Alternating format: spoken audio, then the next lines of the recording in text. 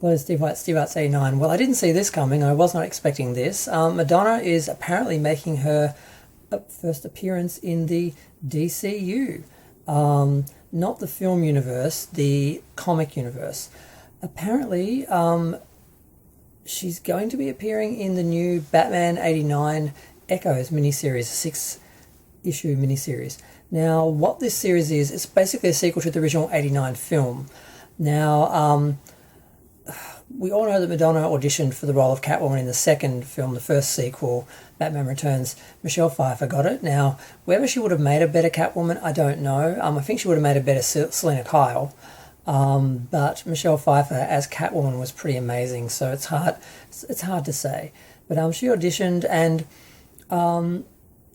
we all know that story. But what I didn't realise was she was being considered for the role of Harley Quinn in one of the sequels. I think there was a fifth Batman film that was supposed to happen called Batman Triumphant, and she was being considered to play Harley Quinn for that, although Harley Quinn apparently had a different origin, and it's all over the place because the film went through development hell, and one of the theories, or one of the things that was suggested was she was actually going to play the Joker's daughter, not love interest, and she was getting revenge on Batman.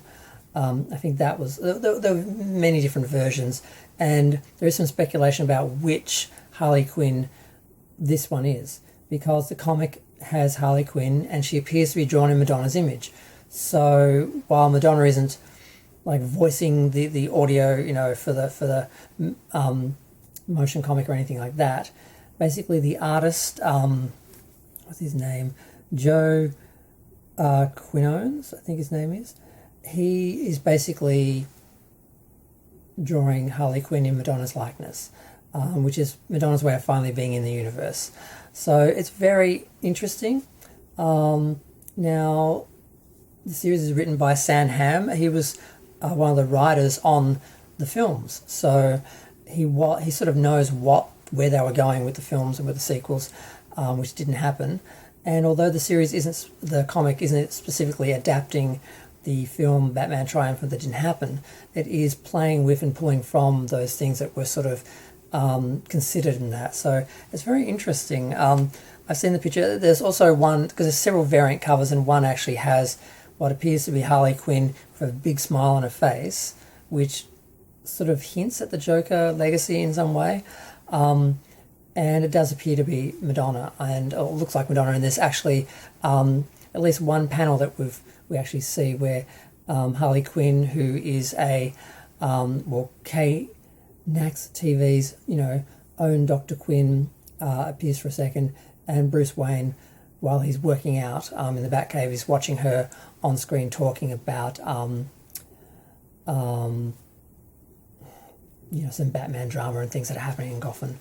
So I'm kind of excited about it. Like, I never realised that she was being considered for it. We all knew that she tried out for Batman, and I think all fans, of that era have wondered what it would have been like had she been in that film.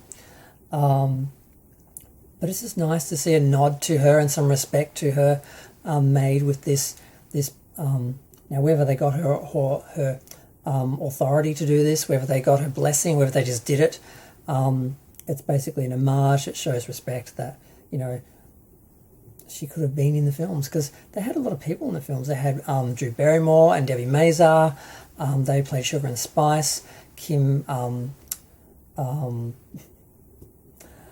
Kidman was in it. Kim Basinger, of course, in the first film.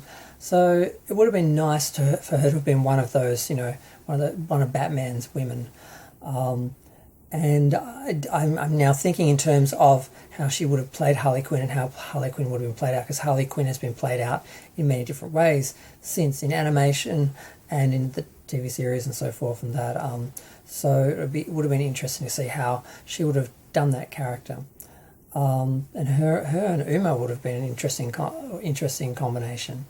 But I'm going to go. Feel free to share, like, comment, subscribe. Let me know what you think. I'm definitely going to be reading this. I love the Batman 89 film, and even I do like the sequels. They went really hard after sort of the Batman 66 sort of over the top sort of camp element, and far, which was a lot more toyetic, or however you want to say it, than Tim Burton's original approach, which is why he left and didn't continue on with the third film he originally was going to. And that's all interesting, and I'm looking forward to the comic. I'm definitely going to get it. It comes out November 28th, and I might even buy an actual physical copy of it, because just I want to look at Madonna as Harley Quinn, with my own eyes on paper, not just in digital on the screen. But so yeah, this is totally surprising, and I don't know. I'm just really happy. Bye.